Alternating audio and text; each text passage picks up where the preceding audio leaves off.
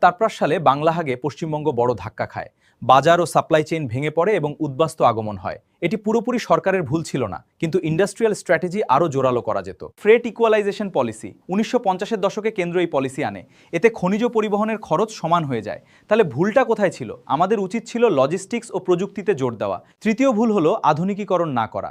আমাদের ইঞ্জিনিয়ারিং ও জুট শিল্প ছিল, কিন্তু অনেক শিল্প পুরনো প্রযুক্তিতে আটকে যায়। ফলে উৎপাদনশীলতা কমে এবং বিনিয়োগের ঘাটতি দেখা দেয়। ভূমি সংস্কার ভুলভাবে বিচার করা। ভূমি সংস্কার ও পঞ্চায়েত গ্রামীণ অর্থনীতি বদলায়। দারিদ্র 73% থেকে 31% নেমে আসে। কিন্তু এই সাফল্যকে শিল্পে রূপান্তর করা যায়নি। ষষ্ঠ ভুল হলো শিল্পায়নে যথেষ্ট দ্রুত না যাওয়া। পশ্চিমবঙ্গে প্রান্তিক কৃষকের সংখ্যা অনেক বেশি। শুধু কৃষি কোটি মানুষের ভবিষ্যৎ গড়তে পারে না। তাই কৃষি থেকে শিল্প ও পরিষেবার ভ্যালু চেইন গড়তে হতো। 1991 সালের উদারীকরণের সুযোগ আমরা নিতে পারিনি। তখন আইটি ও ইলেকট্রনিক্সের নতুন অর্থনীতি, কলকাতা ও হলদিয়ার মতো ক্লাস্টার গড়ার সুযোগ ছিল, কিন্তু এই কৌশল যথেষ্ট দ্রুত তৈরি হয়নি। অষ্টম ভুল হলো সিঙ্গুরের জমি নীতি। জমি অধিগ্রহণ নিয়ে অসন্তোষ তৈরি হয়। এতে বড় গাড়ি বিনিয়োগ রাজ্য ছেড়ে চলে বড় ধাক্কা ছিল।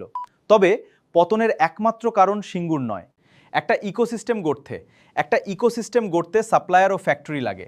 বড় কারখানা গেলে সাপ্লায়ার ইকোসিস্টেমও ভাঙে। তাই সহজ জমি নীতি ও দ্রুত অনুমোদন অত্যন্ত জরুরি। দশম ভুল হলো কাটমানি বা সিন্ডিকেট। এর ফলে ইনভেস্টর কনফিডেন্স ক্ষতিগ্রস্ত। 11 থেকে 21 ছিল রাজনৈতিক হস্তক্ষেপ। সব অভিযোগ হয়তো আদালত প্রমাণিত সত্য নয়, কিন্তু এতে ইনভেস্টমেন্ট রিস্ক প্রিমিয়াম বেড়ে যায়।